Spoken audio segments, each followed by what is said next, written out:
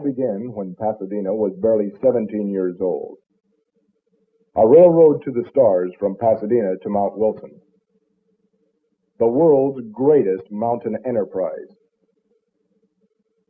It was the dream of two men, David J. McPherson, a brilliant young civil engineer who designed the Pasadena-Mount Wilson Railroad, and Professor Thaddeus S.C. Lowe, a wealthy inventor who provided the financial backing to build the railroad.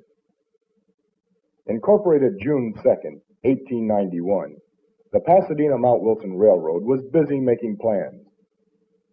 It was to be a combination of beautiful mountain hotels and glens and a scenic railroad operated entirely by electricity, the first of its kind in the world.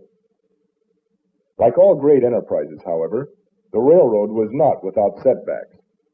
To Lowe and McPherson's dismay, they soon learned that the Pasadena-Mount Wilson Railroad existed on paper only, for they were unable to gain any concessions from the owners of the property leading to Mount Wilson.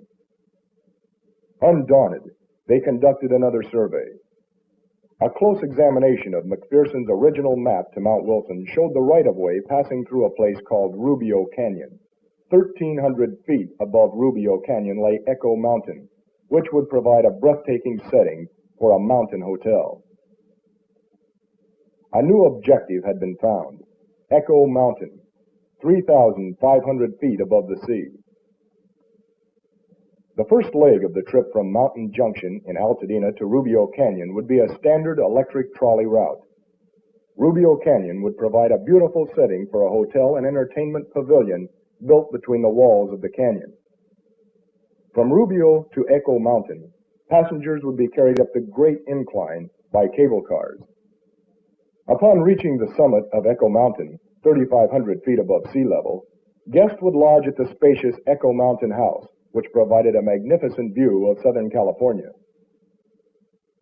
In December 1891, Professor Lowe drove the first stake marking the beginning of construction. The starting point for this unique railroad was called Mountain Junction in Altadena, just north of the city of Pasadena. The setting was the beautiful high mesa and mountains above Altadena, and they looked deceptively inviting. In reality, the task was Herculean. 3 separate operations were underway simultaneously.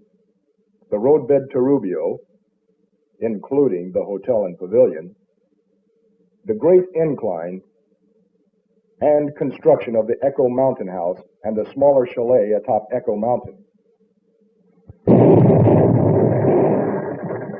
Most of the roadbed into Rubio Canyon had to be blasted out from perpendicular cliffs.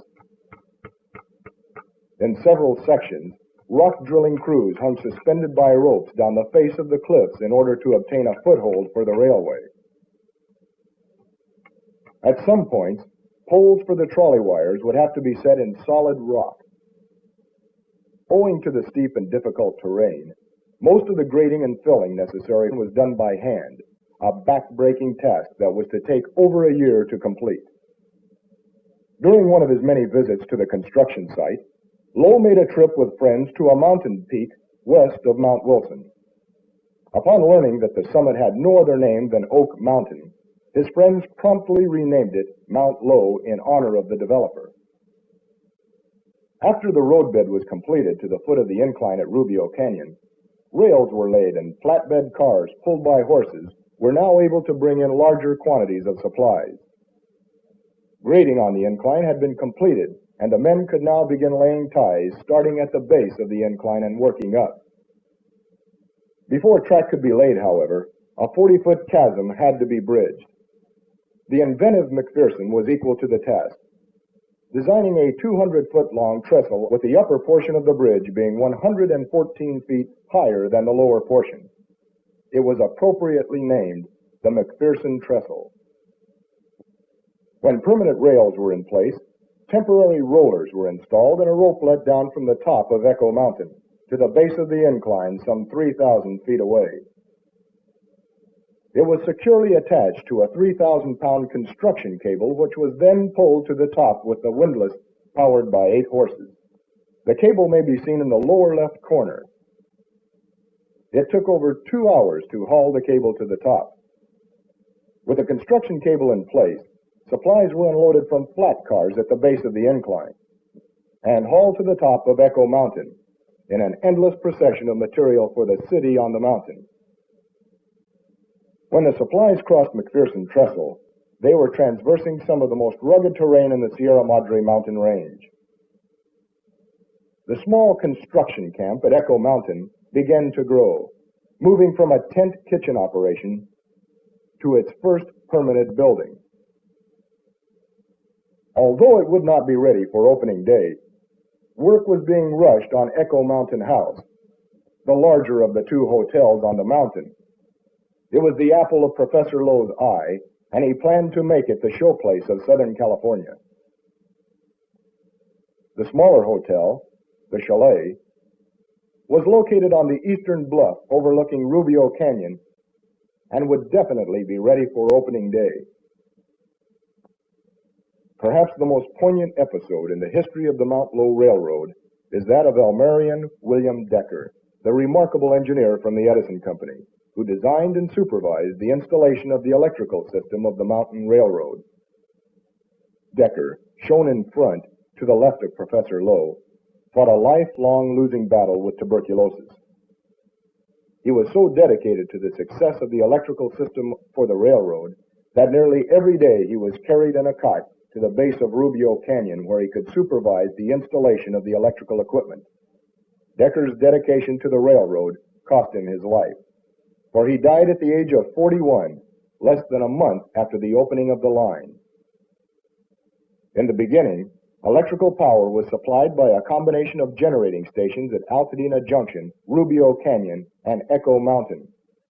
In 1899, however, the Edison Company, predecessor to the Southern California Edison Company, provided all the electricity necessary to operate the railroad from a steam generating plant in Los Angeles and a motor generator set in Edison's Altadena substation. The incline mechanism was the invention of Andrew Holliday, who engineered the cable railway over the hills of San Francisco. Two cable cars were attached to opposite ends of an endless cable. While one car was pulled to the top of the incline, the other car would descend to the base of the incline at Rubio Canyon. The cable itself was 1.5 inches in diameter, made from the finest steel available. The huge bull wheel around which the cable revolved was 9 feet in diameter with 72 automatic grips arranged so that 45 of them were gripping at the same time. When the cable reached the bull wheel, it was reduced to 13 revolutions a minute. A year and 7 months, 2.5 miles of electric railway from Altadena to Rubio Canyon, 3,000 feet of cable incline railway over a 62% grade from Rubio to Echo Mountain, hand-carved by men, mules, picks, shovels, and dynamite. Their construction job, the most challenging in the world, was completed. By June 21st, 1893, both the trolley line and the incline had been successfully tested with electrical power. The first passenger cars were ingeniously converted from flatbed work cars by the addition of benches and a canopy. July 4th, 1893, the opening of the Mount Lowe Railroad. At Mountain Junction, crowds were waiting in line to ride the first trolley cars to a place called Rubio Canyon. Over 400 people paid $5 each for a round-trip ticket on opening day. As they left familiar surroundings, the passengers were thrilled to find the tracks curving gently into the natural beauty of the canyon.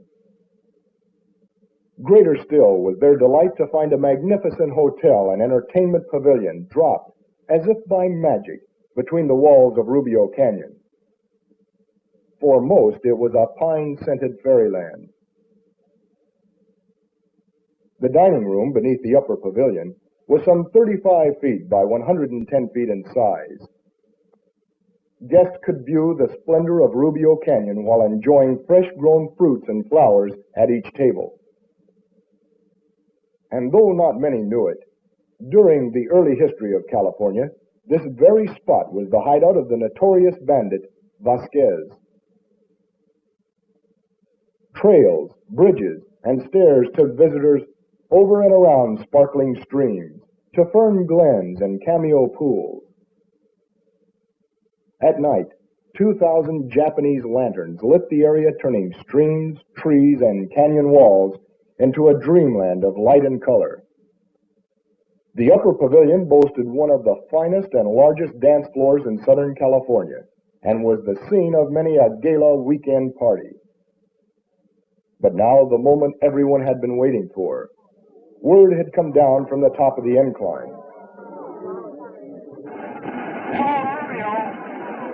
This is Superintendent Carter. Stand by for passengers from Echo Mountain. Every eye was riveted on the incline. The cable car had already left Rubio Pavilion and was on its way to Echo Mountain with the first passengers. The crowd watched as it disappeared in the distance. But where was the car from Echo? As if from heaven, with Old Glory flying and the crowd cheering mightily, the little white cable car finally appeared, descending gently to the Rubio Pavilion. As the car ascending the incline neared the summit, passengers saw for the first time the smaller hotel, the Chalet, which became popular from the start as a mountain resort and provided a dining room that overlooked the valley below. In the following year, the second and larger hotel, the Echo Mountain House, was ready. It was without doubt one of the finest and best equipped mountain resorts in the world. The hotel had an enchanting aroma of fresh pine, and the bill of fare was unsurpassed in Southern California.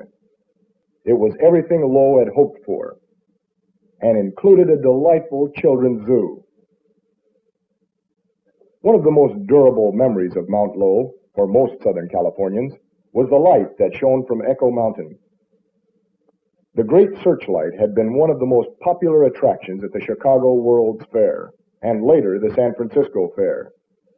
It so intrigued Lowe that at the close of the San Francisco Fair, he purchased the instrument and had it shipped and installed at Echo Mountain. It weighed 6,000 pounds and stood 11 feet high. Its 3 million candle power was projected to all corners of Southern California over a distance of 150 miles. The city on the mountain also boasted one of the finest observatories in California, for it was one of Professor Lowe's ambitions to make Echo Mountain the astronomical center of the world. The Mount Lowe Railroad had arrived. Overnight, Pasadena had become the Mecca for travelers from all over the world who wanted to visit the world's greatest mountain railroad. But there was more to come, for Professor Lowe was a man of vision, and David McPherson an imaginative engineer. They planned an extension of the railroad from Echo Mountain to another resort at Crystal Springs, 5 miles into the mountains behind Echo Mountain. Once again, McPherson was called upon to engineer a miracle: the design and construction of the Alpine Division of the Mount Lowe Railroad. When construction finally did get underway, much of the right-of-way had to be blasted from the side of the mountains. It took a team of highly skilled construction men 8 months to carve the opening through Granite Gate alone. The Sierra Madre Mountains resisted stubbornly, providing no easy route to Crystal Springs. In many places, substantial bridges and heavy trestles were required to overcome problems created by the rugged terrain. Water and supplies were constantly in demand to maintain the construction crews, and work went on in spite of a heavy winter. 2 years later, August 1895, the Alpine section had been completed. From an elevation of 3,500 feet at Echo Mountain to 5,000 feet at Crystal Springs. 5 miles of steel, 127 curves, and 18 bridges, the most daring of which was Circular Bridge, 500 feet in length. The upper end was 20 feet higher than the lower, and seemed to go right into space before returning to the mountains. It was one of the most spectacular viewpoints of the entire trip. And Granite Gate, an almost insurmountable barrier of solid rock. For 8 months, men had scraped, clawed, and blasted until finally they had carved a narrow path for the railroad. With the last major obstacle overcome, the first open-air trolley car made its way over Circular Bridge and through Granite Gate toward Alpine. By November 1895, the first version of the Alpine Tavern had been completed. Guests were delighted to find this comfortable lodge awaiting them at the end of their trip from Echo Mountain.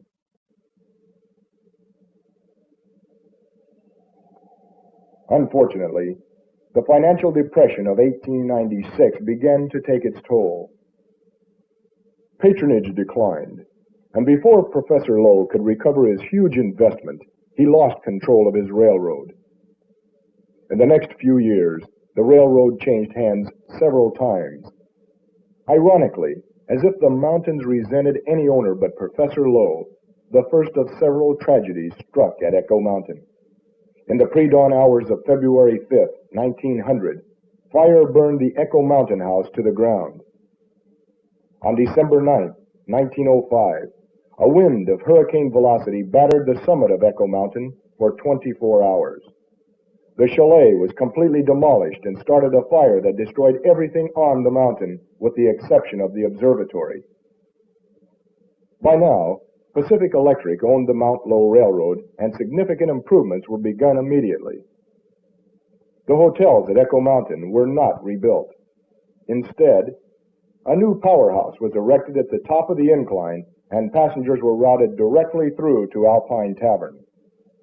The new theme was, out with the old, in with the new. Modernize, advertise.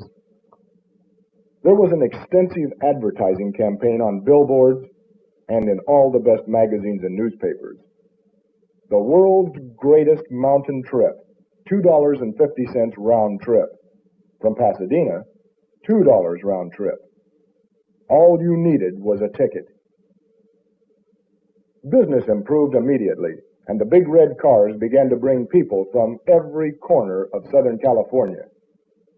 At the base of the incline, every eye turned toward the summit as they waited for the cable car that would lift them to the clouds. What was it like to ascend the great incline? Let's join some early motion picture cameramen as they record the trip. Ladies and gentlemen, may I call your attention to the incline mechanism. Each car is attached to a 1.5-inch endless cable of the very finest steel, tested to a strength of 100 tons. As an extra safeguard, you'll observe a third cable, which works through an automatic punch beneath the car. Although the incline will change grade from 62% to 48%, each car is arranged to keep the passengers level at all times. We are now approaching the McPherson Trestle, spanning one of the canyons of the Sierra Madre Mountains.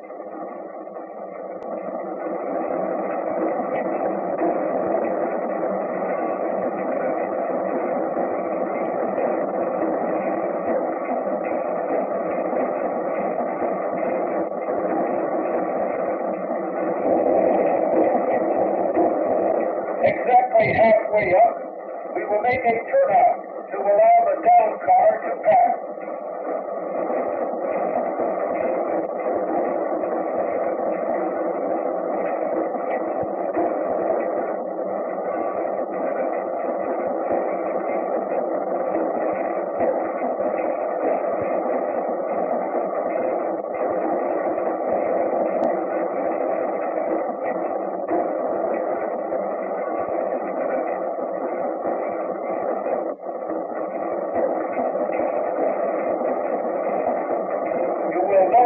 That the incline now makes two bends, one of 58% and one of 48% as we near the summit.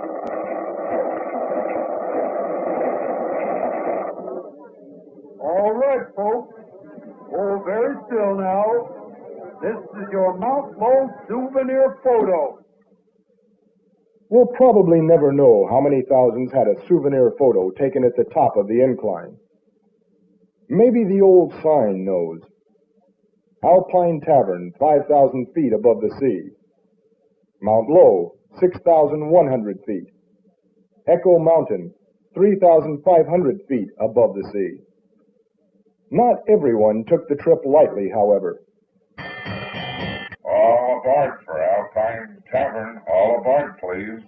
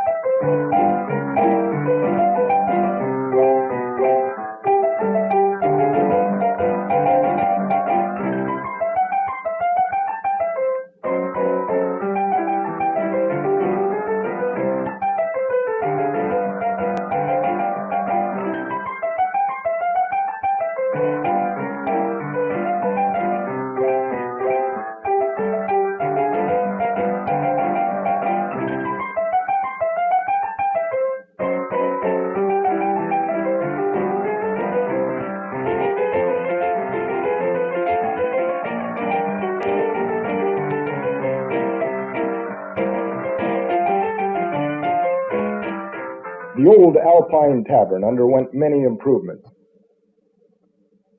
enlarging the building to accommodate more guests and provide better service. Even the name was changed to the Mount Lowe Tavern. The tavern engaged some of the finest chefs in Southern California, and dinner at Mount Lowe was a never-to-be-forgotten experience. Hikers thoroughly enjoyed the many trails that led from the tavern, each with its own special view of hidden canyons and wildlife. And for those who still preferred to ride, an open-air train powered by one sleepy mule made an additional scenic excursion from Inspiration Point, sometimes on schedule. It wasn't exactly the straightest line between 2 points, and you wouldn't set a speed record getting there. Still, it was all part of the charm. Inspiration Point was a short stroll from the tavern and provided a panoramic view of Southern California unmatched anywhere.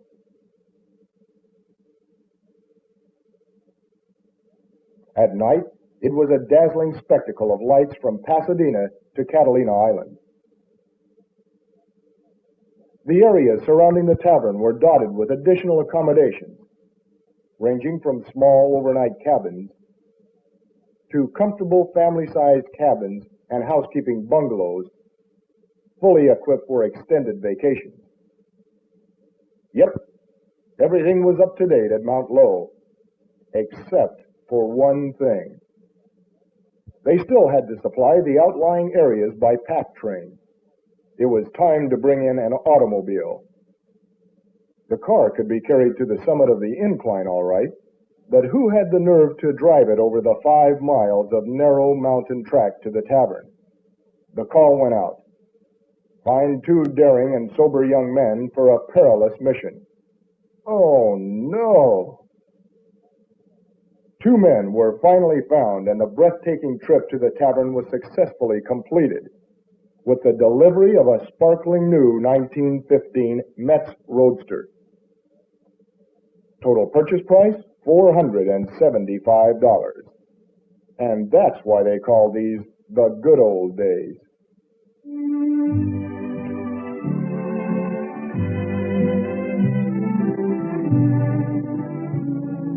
Professor Lowe was gone, and finally so were his beautiful hotels and observatory at Echo Mountain, the pavilion and waterfalls at Rubio Canyon, and in the end, the Mount Lowe Tavern itself, victims of fire, wind, and storms.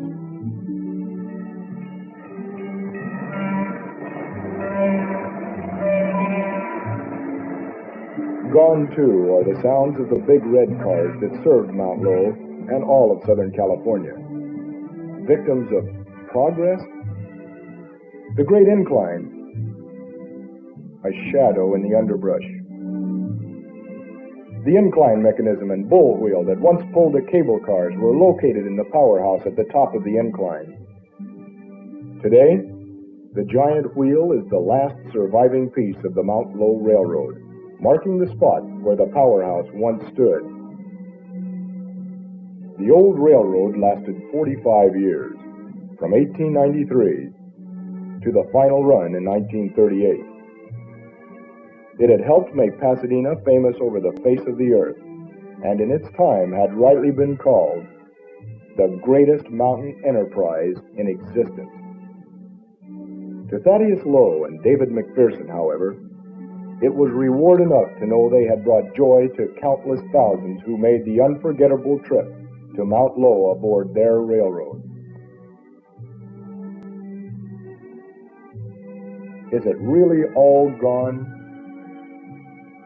Well, oddly enough, many Pasadenans will tell you that when conditions are just right, when the clouds cover the mountaintops and it's strangely quiet, you can still hear the sounds of the incline and the trolley cars and the happy voices of passengers on their way to Mount Lowe. You know, could be.